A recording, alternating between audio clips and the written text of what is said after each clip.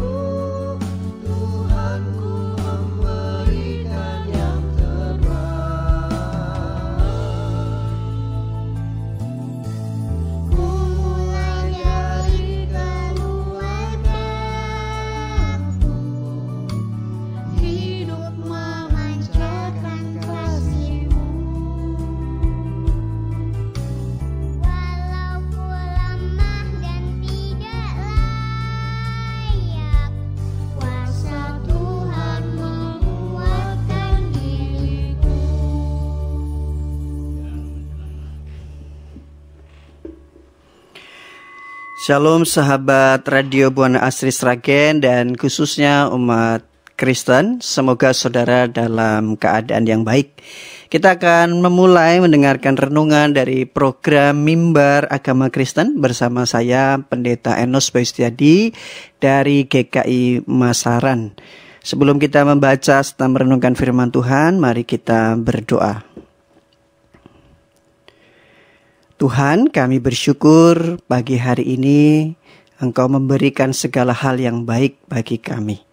Kami akan memulai sepanjang hari ini dengan mendengarkan dan merenungkan firman Tuhan.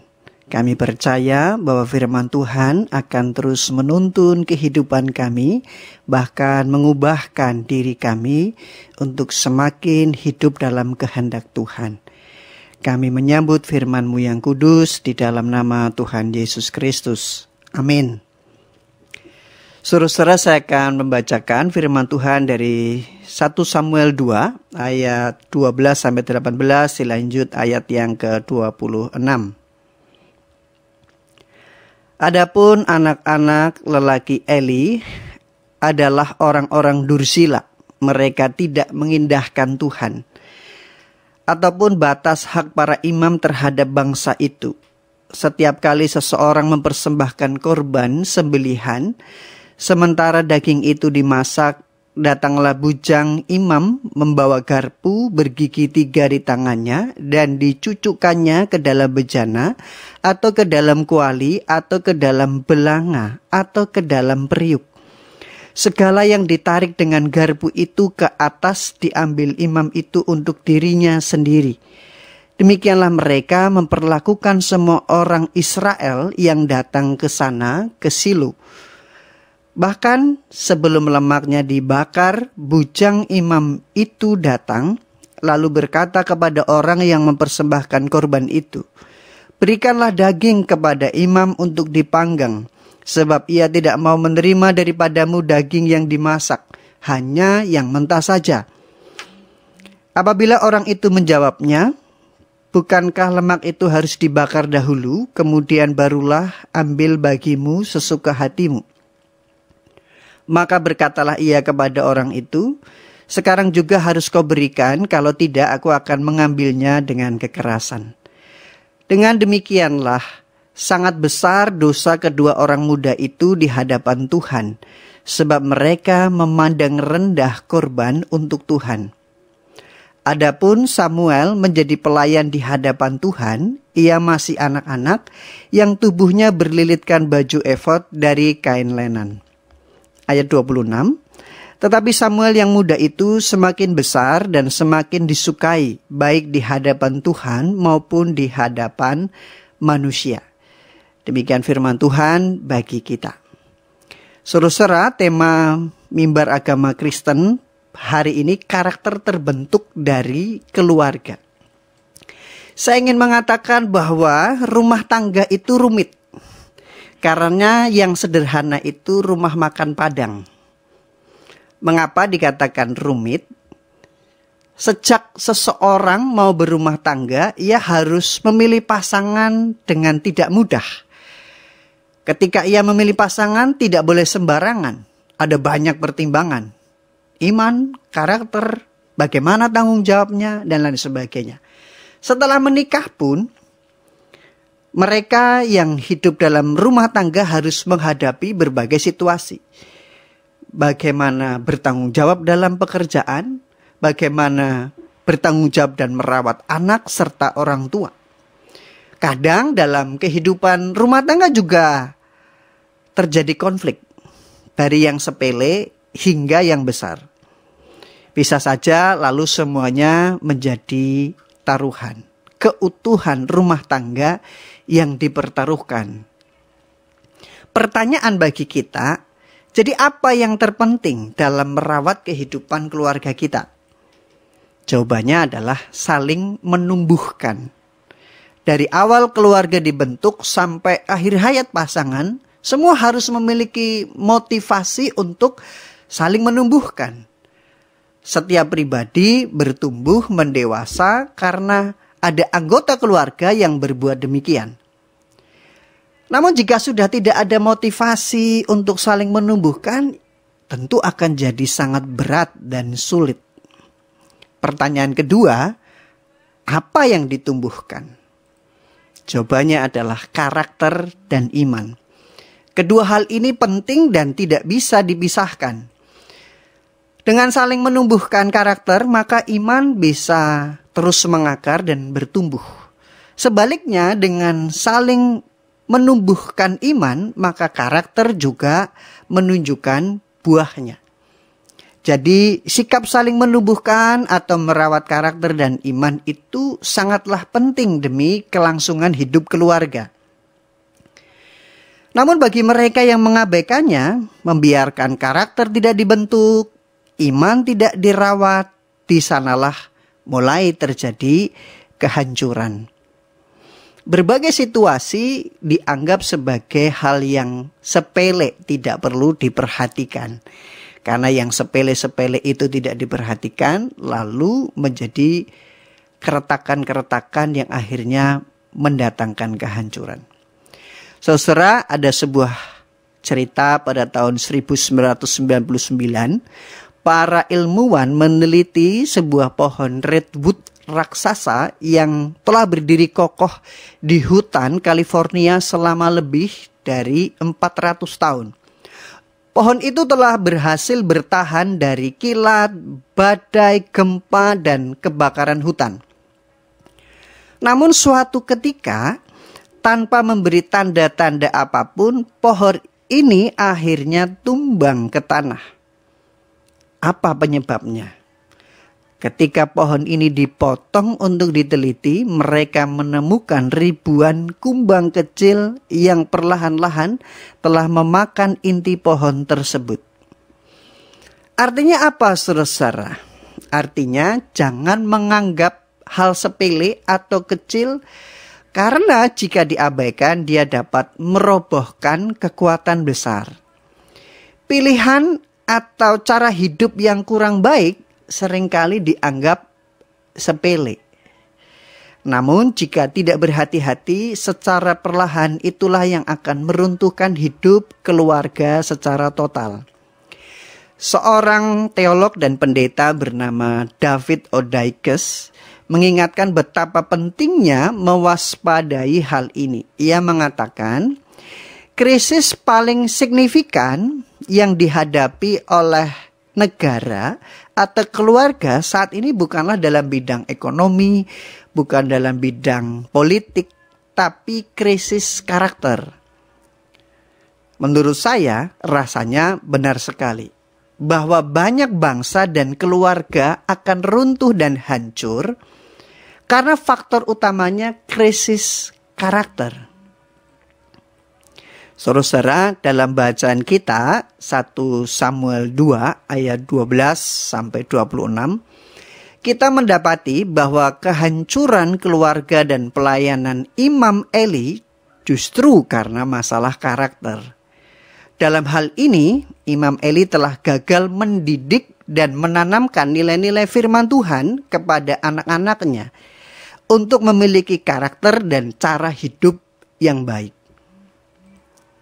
Nyatanya anak-anak Imam Eli justru menyalahgunakan wewenang di tengah institusi ibadah bangsa Israel waktu itu.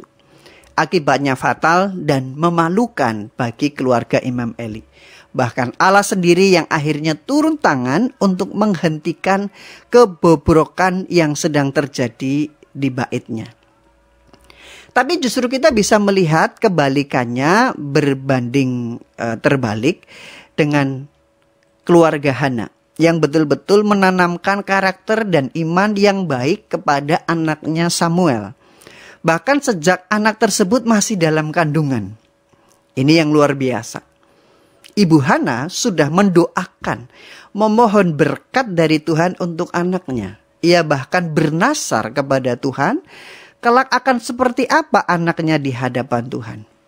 Dan Ibu Hana konsekuen, taat, serta menepati nasarnya. Artinya sejak dini Ibu Hana sudah menanamkan nilai-nilai firman Tuhan, melibatkan campur tangan Tuhan untuk membentuk Samuel supaya menjadi seperti yang Tuhan kehendaki. Selain itu juga perhatian dan perlakuan Ibu Hana yang menunjukkan kasih sayang hari demi hari kepada Samuel. Kemudian Samuel bertumbuh menjadi seseorang yang berkarakter baik. Walaupun ia tinggal di tengah lingkungan atau teladan dari keluarga Imam Eli yang kurang baik. Justru kita bisa melihat Samuel dipercaya Tuhan untuk menjadi imam sekaligus pemimpin bangsa Israel. Saudara-saudara, keluarga memang rumit, tapi bukan berarti tidak bahagia. Selama mau bersama-sama bertumbuh dan berbuah, semua bisa dirasakan dengan bahagia. Selama Tuhan bersama dengan keluarga. Tidak ada sekolah karakter dan iman terbaik di dunia ini kecuali di dalam keluarga kita.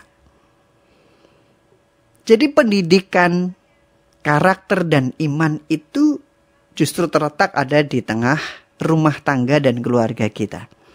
Bagaimana kualitas pendidikan karakter dan iman tergantung pada keluarga masing-masing. Keluarga yang mau melibatkan Kristus sebagai teladan iman dan karakter Oleh karena itu, mari kita terus menyadari pentingnya pembentukan karakter dan pertumbuhan iman dalam keluarga kita. Bagaimana caranya? Tentu kita melibatkan Tuhan dalam setiap usaha-usaha kita. Memang tidak mudah, tapi kita juga menyadari bahwa tidak ada keluarga yang sempurna. Dalam ketidaksempurnaan keluarga kita, mintalah kepada Tuhan yang terus memimpin dan menuntun kita. Mintalah kepada Tuhan supaya melalui firman Tuhan kita terus bertumbuh di dalam karakter dan iman. Oleh karena itu, ketika kita melibatkan Tuhan dalam setiap usaha, dalam setiap perjuangan dan ketidaksempurnaan kita, kita menyerahkan Tuhan yang sanggup membentuk kita menjadi manusia baru seturut dengan kehendak Allah. Hanya Tuhan yang sanggup mengubah Saulus menjadi Paulus, mengubah Simon menjadi Petrus. Dan Tuhan jugalah yang sanggup mengubahkan kita semua sebagai keluarga. Keluarga yang diberkati oleh Tuhan, keluarga yang selalu mensyukuri, menghargai, mengapresiasi apa yang Tuhan percayakan kepada kita. Oleh karena itu kita belajar bertanggung jawab dengan keluarga kita masing-masing. Dengan terus merawat, dengan terus saling menumbuhkan karakter dan iman. Dan saya percaya meskipun ada berbagai hal yang rumit, kita tetap akan bahagia. Kita tetap akan sukacita. Karena Tuhan selalu bersama dengan kita. Amin. Tuhan Yesus memberkati setiap kita dan keluarga kita. Mari kita bersama-sama menutup renungan pada pagi hari ini dengan berdoa.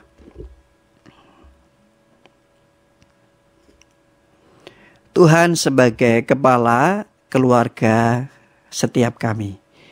Sungguh kami bersyukur bahwa dalam kehidupan kami, Engkau mempercayakan kepada kami keluarga. Mereka yang senantiasa mengasihi kami, mereka yang senantiasa merengkuh dalam kehangatan cinta kasih Tuhan. Bahkan dalam ketidaksempurnaan kami, keluarga menjadi tempat untuk kami selalu kembali pulang.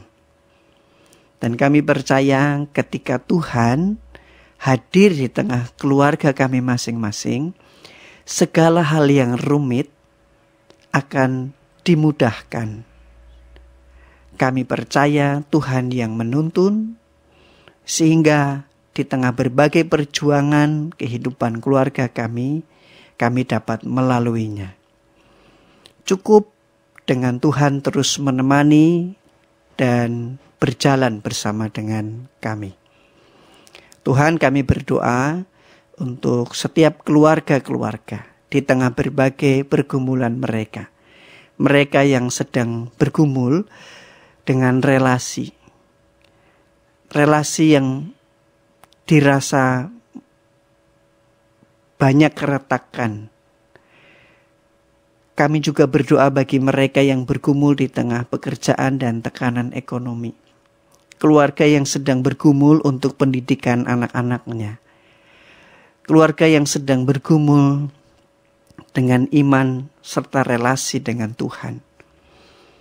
Apapun pergumulan setiap keluarga ini, kami menyerahkan kiranya Tuhan yang senantiasa hadir, memberikan terang kasih dan pertolongan.